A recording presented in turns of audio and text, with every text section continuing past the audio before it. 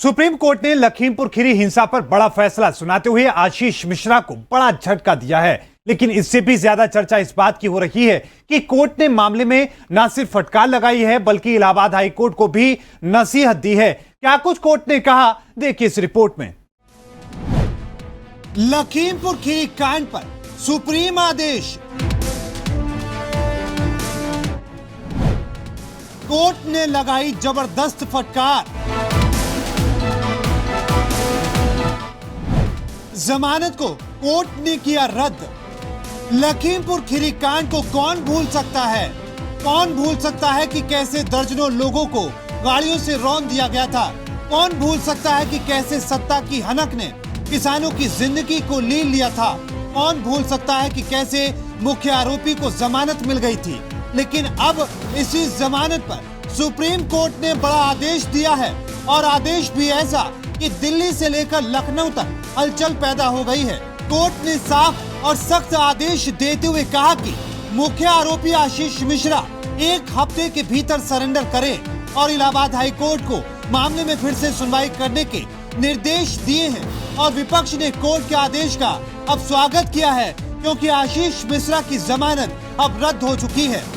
इसमें कोई दोषी है तो भारत की केंद्र सरकार, जिसने गृह राज्य मंत्री को उनके पद से नहीं हटाया, प्रदेश सरकार जिसे पैरवी करनी चाहिए थी और पीड़ितों का पक्ष रखना चाहिए था। तो जितने दोषी अजय मिश्रा जी का परिवार है, उतना ही दोषी उत्तर प्रदेश और भारत सरकार की सरकार है। सर्वोच्च न्यायालय के इस फैसले का हम स्वागत करते हुए सैल्यूट करते हैं प्रियंका गांधी के संघर्ष। लखीमपुर खीरी कांड के मुख्य आरोपी आशीष मिश्रा की जमानत रद्द हो चुकी है। कोर्ट ने कहा कि हाई कोर्ट ने पीड़ित पक्षों को नहीं सुना, उन्हें जल्दबाजी में जमानत दी गई। कोर्ट ने निर्देश देते हुए कहा कि हाई कोर्ट दोबारा मामले को सुने। सुप्रीम कोर्ट ने इलाहाबाद उच्च न्यायालय के आदेश पर सवाल उठाए हैं। कोर्ट ने कहा कि जब मामले की सुनवाई अभी शुरू होनी बाकी है तो पोस्टमार्टम रिपोर्ट और चोटों जैसी गैर जरूरी बातों पर गौर नहीं किया जाना चाहिए।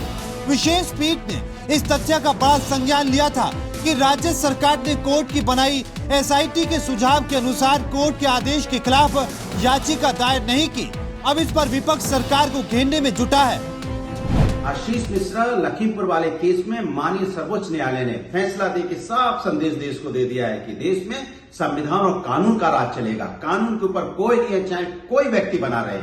यहाँ सिर्फ न्याय की बात होगी और हर व्यक्ति को न्याय मिलेगा। कोर्ट के आदेश के बाद उत्तर प्रदेश की राजनीति उफान पर है, और ऐसे में विपक्ष बीजेपी को घेर रहा है और जमकर सवाल दाग रहा है। इतना ही नहीं, माना जा रहा है कि आशीष मिश्रा के सरेंडर करने का आदेश बीजेपी के लिए भी एक बड़ा झटका है। आशीष मिश्रा की जमानत रद्द हुई तो मुद्दों की ताक में बैठे विपक्ष को एक बड़ा मुद्दा हाथ लग गया।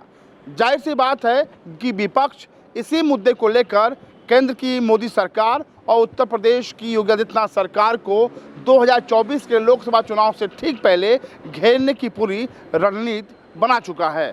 कैमरा पर्सन वीरेंद्र के साथ अमितेश श्रीवास्तव, R9 न्यूज़, लखनऊ।